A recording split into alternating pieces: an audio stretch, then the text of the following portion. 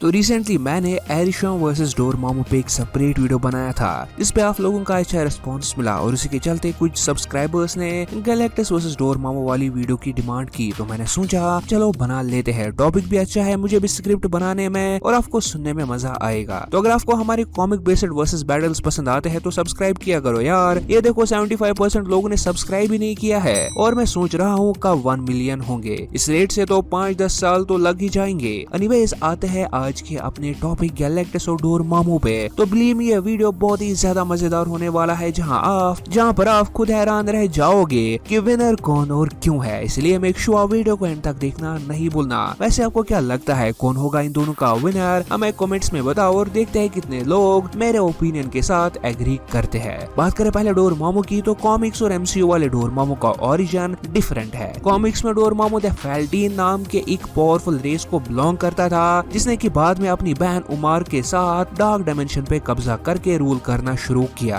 Dormammu के पास apocalyptic level की powers है जहां वो इसी पावर्स से डिफरेंट यूनिवर्सेस को अपने डार्क डायमेंशन में अब्सॉर्ब करता था और यही उसका मोटिव भी था। एक्चुअली कुछ लोगों का ये भी मानना है कि डोरमामू खुद ही डार्क डायमेंशन है, न कि उसका कोई रूलर। बट जो भी हो, डोरमामू के पास ऐसी मैजिकल पावर्स है कि सॉर्सरर सुप्रीम भी उसके सामने शर्मा जाए। Dormammu flames of Faltine type के मैजिक को मैनिपुलेट करके यूज करता है जिसकी वजह से उसके पास teleportation, telepathy, astral projection, elemental control, matter transmutation, दूसरों को पावर देने से लेके इमॉर्टलिटी, एनर्जी अब्सॉर्प्शन, प्रोजेक्शन और यहाँ तक कि टाइम ट्रेवल करने तक की पावर है। बट टाइम ट्रेवल करने से वो बहुत ही ज्यादा वीक हो जाता है। बात करें डोरमामू की कुछ फीट्स की जिससे आपको उसके पावर लेवल का थोड़ा सा आइडिया मिले, तो अगर किसी को लगता है कि डॉक्टर स्ट्रेंज डोरमामू से ज्यादा पावरफुल है तो भाई मेरे इतना गलत कैसे हो सकते हो तुम। कॉमिक्स में एंशिएंट वन और डॉक्टर स्ट्रेंज कभी भी डोरमामू को 1-on-1 बैटल में नहीं हरा पाए हैं और मूवी में डॉक्टर स्ट्रेंज सिर्फ डोरमामू को परेशान करके उसे वापस जाने पे मजबूर किया था, न कि उसे डायरेक्टली हराया था। ओडिन डोरमामू को अपना इक्वल समझता है पावर्स में, पर डोरमामू ओडिन को खुद से इंफीरियर मानता है पावर वाइज। तुम्हारे मामू आई मीन डोरमामू ने इटर्निटी के साथ टो टू टो फाइट भी की है। वही इटर्निटी जिसे कि यूनिवर्स का सबसे पावरफुल बीइंग माना जाता है। यूनिवर्स का मैंने मल्टीवर्स नहीं, ध्यान रखना। इटर्निटी के साथ फाइट में वो इन्फिनाइट डायमेंशंस को डिस्ट्रॉय कर रहे थे।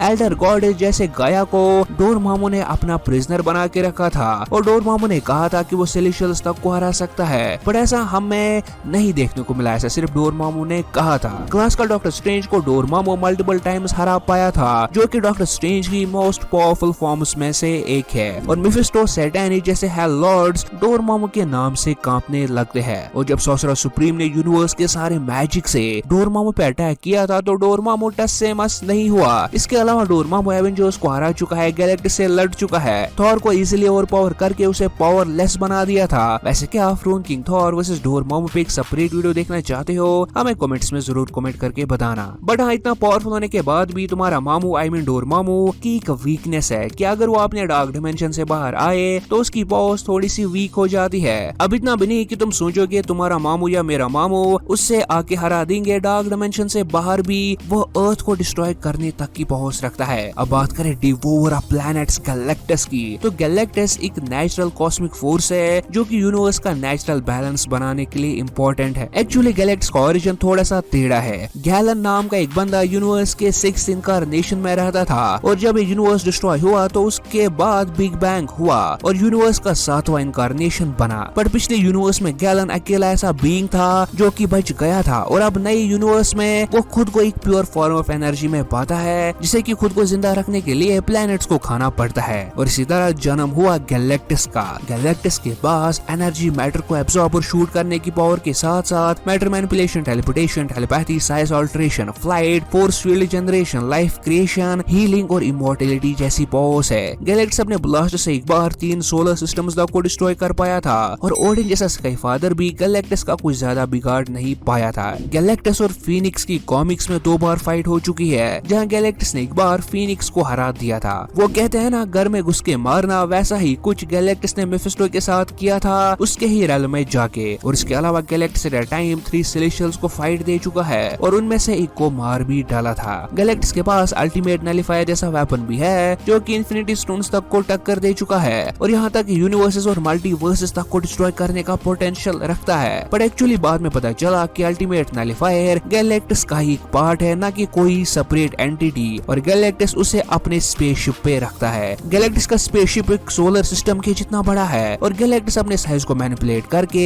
सन से भी बड़ा बन सकता है। बट क्या इतनी पावर्स काफी होंगी डोरेमोन जैसे पावरफुल बीइंग को हराने के लिए? तो चलिए देखते हैं। तो सबसे पहले मैं कंफ्यूजन क्लियर कर दूं जो कि मे भी कुछ लोगों को होगा। वो ये है कि कॉमिक्स में हमने एक बार डोरेमोन को यूनिवर्सेस को बनाते देखा है अपनी शेप में, बट इसके पीछे राज ये था कि डोरेमोन के पास उस टाइम इटर्निटी की पावर्स आ गई थी, इसीलिए वो ऐसा कर पा रहा था। तो देखो इन दोनों में कौन ज्यादा पावरफुल है ये बहुत ही मुश्किल है बताना, क्योंकि पावर लेवल वाइज से बहुत ही आसपास है, और ऐसा नहीं कि एक नॉर्मल ह्यूमन है तो दूसरा एक कॉस्मिक बीइंग। इन दोनों की पावर्स ऑलमोस्ट कंपैरेबल है। तो देखो अगर ये वीडियो में आज से 5 साल पहले बना रहा होता तो इन दोनों की पावर्स में बहुत ही बड़ा डिफरेंस होता, बट रिसेंट कॉमिक्स में कुछ ऐसा हुआ है जिन्होंने पूरा सिनेरियो ही चेंज करके रख दिया। एक्चुअली पहले कॉमिक्स में दिखाया जाता था कि गैलेक्टस मैजिकल एनर्जी को एब्सॉर्ब नहीं कर पाता है, इसके चलते वो मैजिकल बीइंग्स के अगेंस्ट थोड़ा सा वीक पड़ जाता है, और हम सबको पता है कि डोरेमोन खुद एक मैजिकल बीइंग है, तो as per this logic Galactus Doraemon का ज्यादा कुछ बिगाड़ नहीं पाता।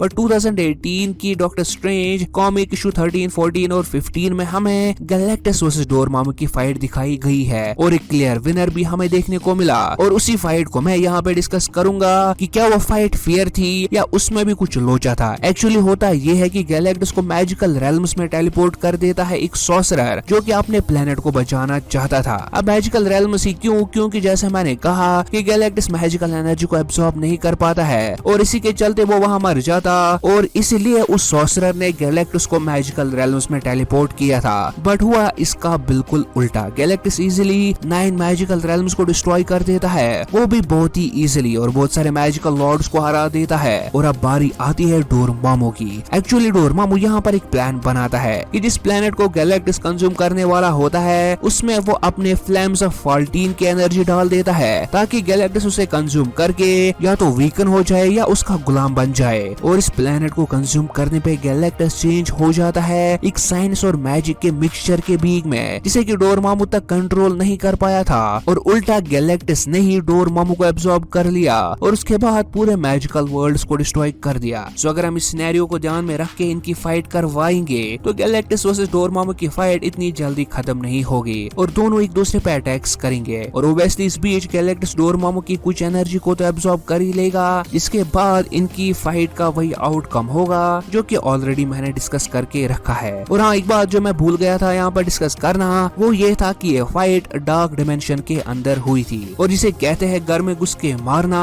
वही कुछ गैलेक्टस ने डोरेमोन के साथ किया था। और फैक्चुअली अगर बात करें तो गैलेक्टस एक ऐसा बीइंग है जिसे इटर्निटी, इन्फिनिटी, डेथ या लिविंग ट्राइब्यूनल से कंपेयर किया जाता है मार्वल कॉमिक्स में। वही डोरेमोन को ओडिन और ज़ूस जैसे स्काई फादर से कंपेयर किया जाता है पावर वाइज, और इसी बात को मैंने अपनी previous video Thor versus Zeus में भी डिस्कस किया था, जिसका लिंक आपको डिस्क्रिप्शन में मिल जाएगा कि कैसे डोरेमोन ज़ूस और ओडिन को अपना इक्वल मानता है। बट हाँ, पर्सनली मैं सोचता हूँ कि डोरेमोन एक एवरेज स्काई फादर से ज्यादा पावरफुल है। सो आई होप आपको क्लियर हो गया होगा कि क्यों और कैसे गैलेक्टस यहाँ पर विनर होगा। वैसे आपको क्या लगता है, Dormammu the dreaded one versus Galactus the devourer of planets में कौन ज्यादा पावरफुल है? हमें कमेंट्स में जरूर बताना। और हाँ, अगर वीडियो पसंद आया हो तो वीडियो को लाइक और चैनल को सब्सक्राइब करना नहीं भूलना, और हमारी दूसरी वीडियो आने तक आप हमारे all gods in Marvel and DC पे बनी वीडियो को लेफ्ट क्लिक करके या फिर Thor versus Moon Knight god Khonshu पे बनी वीडियो को एंजॉय कर सकते हो राइट क्लिक करके। Everybody knows that I'm breaking down. Everybody knows I ain't faking now.